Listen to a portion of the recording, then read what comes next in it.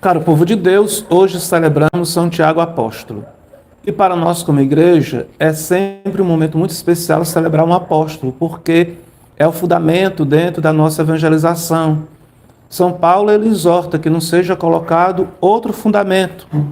O fundamento da nossa vida de fé é a morte e a ressurreição do Senhor, testemunhada pelos apóstolos. A igreja dá grande importância porque eles foram testemunhas oculares, conviveram com Cristo. Então, Cristo não foi uma lenda, não foi um mito, não foi uma invenção.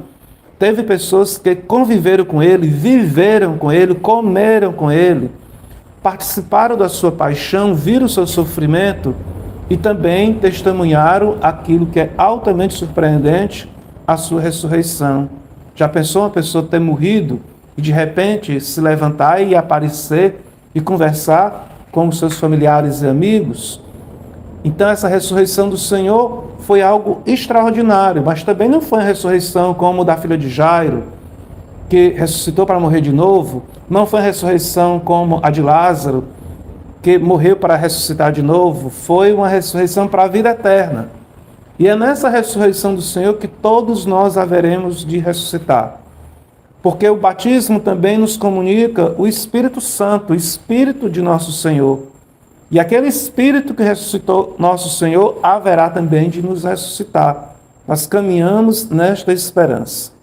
Então, a base da nossa vida de fé é o querigma, é a evangelização deixada pelo Senhor, testemunhada pelos apóstolos.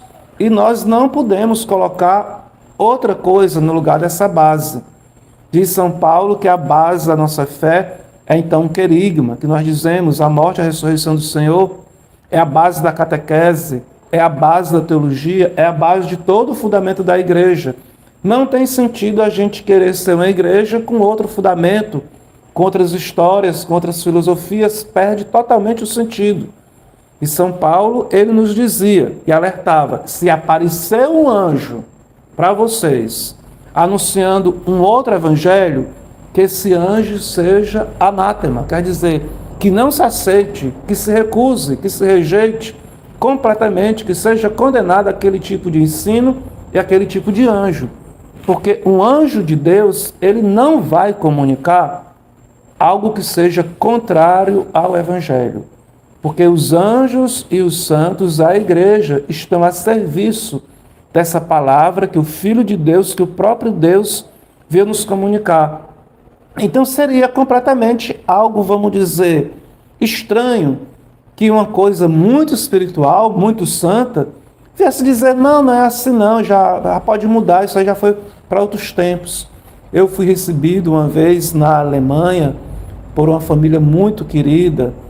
Ela é católica, ele não era tão católico assim, ele era um deísta, quer dizer, acreditava em Deus de uma forma racional, mas não era uma pessoa que tinha de fato uma fé que possa dizer cristã. E ele conversando comigo, não é? Ele dizia, mas Marcos, como é que pode? Vocês da Igreja Católica, ainda escutando Jesus Cristo, que viveu tantos anos atrás, tantas pessoas mais inteligentes já apareceram depois de Jesus Cristo, já teve um Stein, já teve um Steve Hawkes, como é que vocês ficam presos assim ao passado? Quer dizer, as pessoas não entendem a nossa fé na pessoa de nosso Senhor. Nosso Senhor, para nós, de fato, é o Filho de Deus. A sua palavra é eterna para sempre. Steve Hawkes, Einstein, é um cientista, foram cientistas. E por mais inteligentes que fossem, também o nosso problema, que não é questão de inteligência humana, mas que muito, não é? O Senhor também foi muito sábio, uma sabedoria divina. E esse Steve Hawkes e esse Einstein, eles não têm para nós aquilo que São Pedro dizia. Só tu, Senhor, tens palavras de vida eterna. E também o Steve Hawkes morreu e ficou lá morto. O Einstein morreu e ficou lá morto, não ressuscitaram. Para nós, então, aquilo que confirma também que a palavra do Senhor é uma palavra totalmente diferente de todas as outras palavras dadas, é que foi testemunhado que de fato a sua palavra era verdadeira pela sua ressurreição, que ele anunciava essa ressurreição. Então nós estamos aqui no caminho de fé e de uma fé verdadeira. Não é algo inventado pelas pessoas. Algumas pessoas também muito estudiosas nesse tempo ainda, acham assim que Nosso Senhor foi um homem que impactou muito a humanidade. Estudam Nosso Senhor não porque acreditem em Nosso Senhor. Como nós temos o Aslan, que é um islâmico, que tem um best-seller escrito sobre a vida de Nosso Senhor, Jesus, o Zelota, um best-seller no nível mundial. Mas aquele cara que apresenta a vida de Nosso Senhor, ele não acredita no Cristo como Filho de Deus. Ele se interessou de estudar muito profundamente o Senhor, mas porque ele se admirava da maneira de ser, do impacto que ele causou, mas ele não acreditava em Jesus de Nazaré como Filho de Deus. Inclusive, isso existe muito também. Pessoas que são altamente especializadas em conhecimento sobre Nosso Senhor, mas não têm fé nele como Filho de Deus. Inclusive, uma biblista da faculdade que era biblista, ela dizia: os grandes lugares, grandes centros de estudos de Jesus históricos são centros ateus. Pessoas, vamos dizer, que não acreditam de fato, não têm fé. Por isso mesmo que eu digo que existem teólogos ateus. Não é que a pessoa seja teóloga, que ela possa dizer que seja mesmo uma pessoa de fé. Porque tem pessoas que estudam teologia meramente com um aumentar de consciência, mas não se converte ao Cristo. Só para vocês terem detalhe, uma vez eu estava com um aluno, já bem maduro, nos últimos anos da teologia, nos últimos anos de teologia, gente. Ele chegou para mim no intervalo e disse assim: padre, o senhor poderia me ensinar a rezar o terço? Eu fiquei assim, na hora eu quis assim me admirar demais, né, mas não queria constranger a pessoa. Tá bem, tudo bem, vamos aqui rezar. A pessoa, no último semestre de teologia, não sabe rezar o terço. Isso, pelo menos, ela teve a humildade de pedir para aprender a rezar o terço. E aqueles que fazem isto de teologia, mas realmente não se convertem? Mas lá o Aslan, que escreveu esse título, ele não acreditava em Nosso Senhor, em Jesus como Filho de Deus, mas tinha uma coisa que o admirava, que ele se admirava: como é que esses apóstolos, depois, cada um foi pregar a palavra, esse ensinamento de Jesus em diversos lugares, e bem dizer, todos eles, quase todos eles, tiveram mortes terríveis, e eles não renunciaram à fé que eles tinham, aqueles que eles ensinavam. Ele mesmo, que era uma pessoa descrente do Senhor, ele se admira. Eu acho isso uma coisa impressionante. Mas nós sabemos porque os apóstolos enfrentaram, como São Paulo diz aqui no texto que nós escutamos, todos os sofrimentos, não é? Por toda parte, sempre levamos em nós mesmos os sofrimentos mortais de Jesus, para que também tenha a vida de Jesus seja manifestado em nossos corpos, que nós éramos afligidos de todos os lados, mas não vencidos pela angústia. São Paulo fala muito desse sofrimento dos primeiros cristãos, dos apóstolos, mas nós sabemos por quê que eles enfrentaram todas as torturas, todas as violências e perseguições, porque eles acreditaram, foram conquistados, cativados pelo Filho de Deus e sentiam responsáveis por aquela verdade que chegou, que eles conheciam e viram com os próprios olhos, para que os outros também pudessem ter acesso a essa verdade, a esse amor de Deus.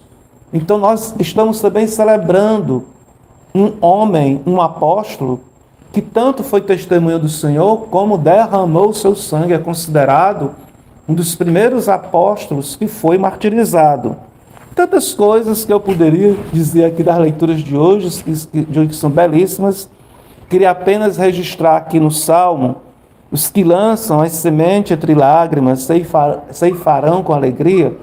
Eu queria citar aqui um exemplo que aconteceu com a nossa família, que escutei de mamãe, da Dona Maria de Jesus aqui. Mamãe e papai tiveram 14 filhos, não é? Um já está, com a graça de Deus, na glória dos céus, que é o Fernandinho.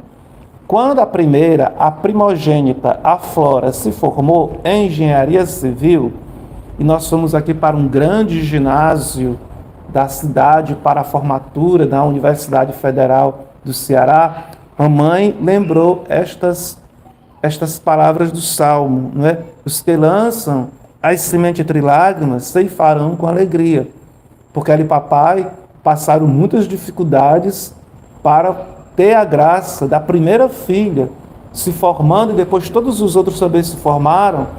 Mas é como é belo ver os pais que semeiam entre lágrimas e colhem, né, e ceifam e recolhem esses feixes com alegria. Eu desejo que isso tenha acontecido também na vida das famílias de vocês, que todas aquelas sementes que vocês lançaram, que vocês também possam colher com alegria. Hoje, no texto do Evangelho de São Mateus, temos essa narrativa que para mim é muito particular. É uma narrativa que nós temos tanto no Evangelho de São Marcos como no Evangelho de São Mateus, sobre esse pedido dos apóstolos para sentar um ao lado, um à direita do Senhor na sua glória. No Evangelho de São Marcos, a narrativa é diferente. Eu vou pregar com alguma coisa, talvez pegando aqui um pouco a lateral do texto. O Evangelho de São Marcos não é a mãe dos filhos de Zebedeu, não é a mãe dos apóstolos que faz o pedido. São os próprios apóstolos. É Tiago e João que vão lá, diante do Cristo, fazer esse pedido. E aqui no Evangelho de São Mateus, que é dito que é um evangelho que foi escrito depois do Evangelho de Marcos, quem faz o pedido não são os apóstolos. É a mãe deles. Mas depois, quando o Senhor começa as perguntas, não é? Mas vocês podem beber o cálice que vou beber? Já não é a mãe que responde, são os filhos que estão respondendo. Pode ser que os filhos estavam lá de lado da mãe, a mãe chegou lá com os bonitinhos para poder fazer o pedido. Mas o que é que os técnicos dizem sobre o que está escrito no Evangelho de São Marcos e o que está escrito aqui em Mateus? É que o pedido foi tão escandaloso que depois a comunidade cristã ficou achando assim que era demais colocar isso na boca dos apóstolos. Então, colocaram na boca da mãe dos apóstolos. A mãe levou a culpa.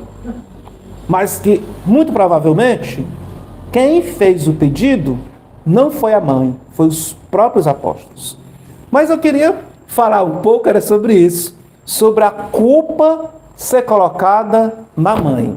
Talvez eu devia falar mais dos apóstolos, mas eu quero falar sobre a culpa que é jogada na mãe. Poxa, mas que coisa difícil, pensar, não teria uma outra saída para poder resolver esse pedido escandaloso que os apóstolos fizeram para Nosso Senhor? Então eu quero falar sobre isso, a culpa que é jogada na mãe. E isso acontece muito na vida. Às vezes os filhos fazem coisas erradas e quem são os culpados? São os pais, é a mãe, é o pai. O filho não assume a sua própria responsabilidade. Ou então a mãe, o pai, ficam se sentindo culpados de uma coisa que, na verdade, eles fizeram da melhor maneira possível. Eu me deparo muito com esse fenômeno existencial, particularmente nos momentos de funerais, nos momentos de partida dos familiares. Eu me deparo muito com essa situação. Qual é a situação que eu vejo? As pessoas têm algum parente doente, cuidaram dos seus doentes, mas quando o doente parte, a pessoa fica aflita, porque acha que poderia ter feito muito mais, ter feito muito melhor. Eu penso assim, que algumas situações realmente pode ser isso, pode ter casos que as pessoas estão sido omissas, mas muitas vezes eu vejo que as pessoas procuraram fazer aquilo que estava ao seu alcance. E nós sempre vamos amar de uma forma imperfeita. Nosso amor nunca será perfeito, por mais que a gente faça tudo, sempre vai ficar faltando. Então eu queria dar um desconto aqui, gente, às vezes de assumir culpas que não está dentro da nossa condição de ter feito diferente. Nós fizemos aquilo que estava ao nosso alcance, uma mãe fez aquilo que estava ao seu alcance, um pai fez aquilo que estava ao seu alcance. Agora eu também gosto sempre de citar um exemplo meu com o meu amigo Dom Antônio Paiva. que algumas outras vezes você já deve ter conhecido, que celebrou missa aqui entre nós. Eu digo isso de uma forma muito tranquila. Antônio foi órfão de mãe, muito criança, e teve um pai, que Deus o tenha, que não foi muito presente na vida dele. Então, Antônio ele foi criado um pouco assim, sem pai e sem mãe. Eu já, de uma forma contrária, graças a Deus, eu fui educado com pai e com mãe sempre na minha vida. Mas eu dizia para o Antônio: Antônio, como é estranho isso. Eu digo isso sinceramente falando. Antônio tinha uma psique muito mais equilibrada do que a minha. Antônio deveria ter, devido a todos os sofrimentos que ele passou, ele devia ser mais desequilibrado ou ser mais problemático. Mas eu dizia claramente para ele: Antônio, é incrível como você tem uma psique muito mais equilibrada do que a minha. O que é que eu vejo aí? É que as coisas podem acontecer, gente, mas as pessoas podem superar os seus problemas, as faltas que teve. Não é porque teve alguma coisa aqui, alguma coisa acolá que não deu certo, que agora pronto, a gente vai se enterrar e não vai mais poder se mexer.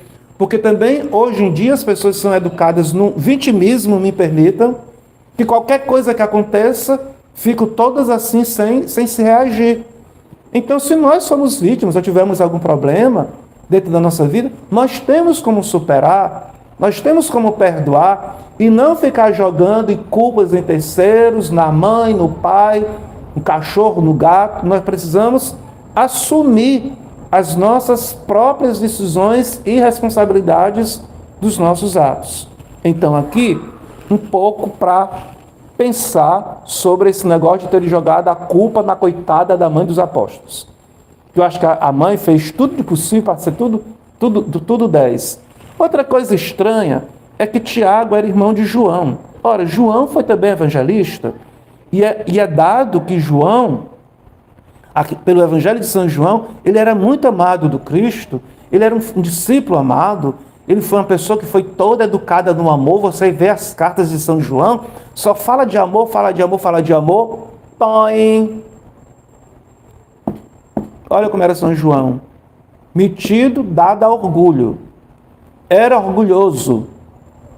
Porque isso aqui é um pedido de uma pessoa orgulhosa, que quer ser mais do que os outros, quer passar por cima dos outros, quer ocupar sempre os primeiros lugares, quer ficar em destaque.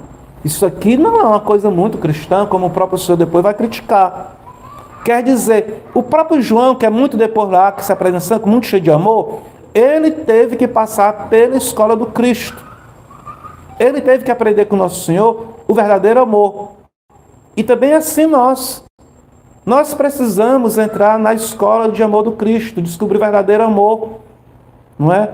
E às vezes a gente vê também uma pessoa assim muito, vamos dizer, digamos, santa, mas a gente não sabe o que foi que ela teve que superar e vencer dentro dos seus próprios problemas para poder ter chegado a um certo grau de santidade, ou um grau maior de santidade.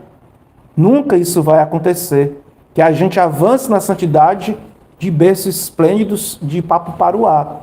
Vai exigir sempre de nós, de fato, uma caminhada insistente e verdadeira de busca ao Senhor.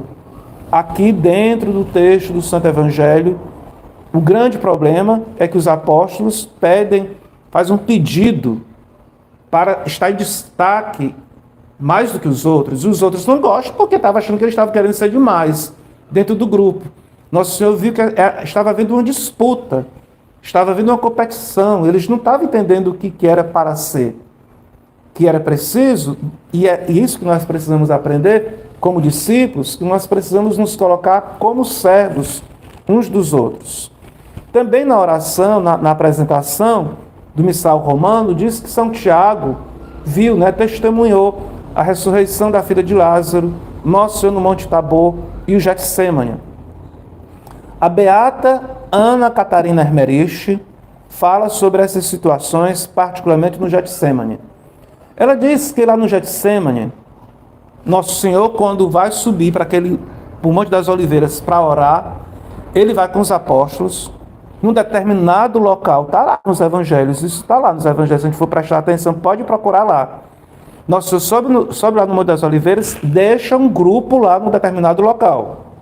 Depois ele vai mais avante, só com Pedro, Tiago e João. Ele vai mais avante, só com esses três de novo. Os mesmos três que foram para o Monte Tabor, que ele levou para o Monte Tabor, que vira a transfiguração. E o Senhor vai mais à frente orar numa caverna. Segundo a beata Catarina Hermerich, aquela caverna foi onde viveu Adão e Eva depois que saíram do paraíso. Mas lá Nosso Senhor, quando estava no Getsêmani, ele ficou completamente transfigurado. O sofrimento do Cristo fez o Senhor ficar completamente aparecendo ser uma outra pessoa. E em um determinado momento, diz o Evangelho, que Nosso Senhor vai atrás dos discípulos, eles estão lá tipo dormindo, ele diz para acordar: vocês não podem vigiar comigo 1 hora, orar e vigiar para não cair em tentação. Então a Beata diz que naquele momento, quando Nosso Senhor vai falar para os discípulos, para Pedro, Tiago e João, os discípulos acordam e veem como está Nosso Senhor, ficam abismados, horrorizados, como estava o Senhor desfigurado.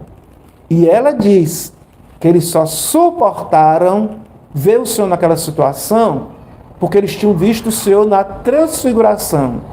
Se eles não tivessem visto Cristo transfigurado, naquele momento de deleite, de coisa boa, que inclusive São Pedro quis armar 3 tendas ali, eles não teriam suportado o Cristo, ter visto o Cristo naquela situação totalmente desfigurada. Isso aqui também diz muito para nós. Deus vai nos concedendo graças infinitas, como São Paulo também nos disse hoje, para que esse louvor e ação de graças cresça.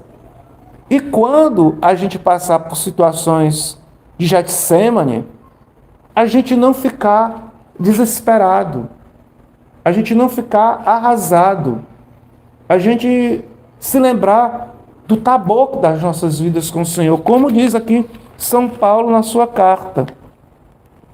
Nós somos afligidos de todos os lados, mas não vencidos pela angústia, derrubados, mas não aniquilados.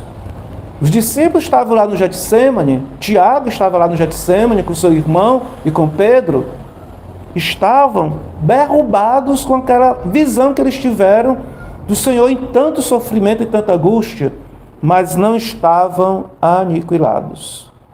O sofrimento, ele pode até nos derrubar, é interessante isso, nos maltratar muito, mas não pode aniquilar em nós a esperança, a fé e a confiança em Deus. Assim seja, louvado seja nosso Senhor Jesus Cristo.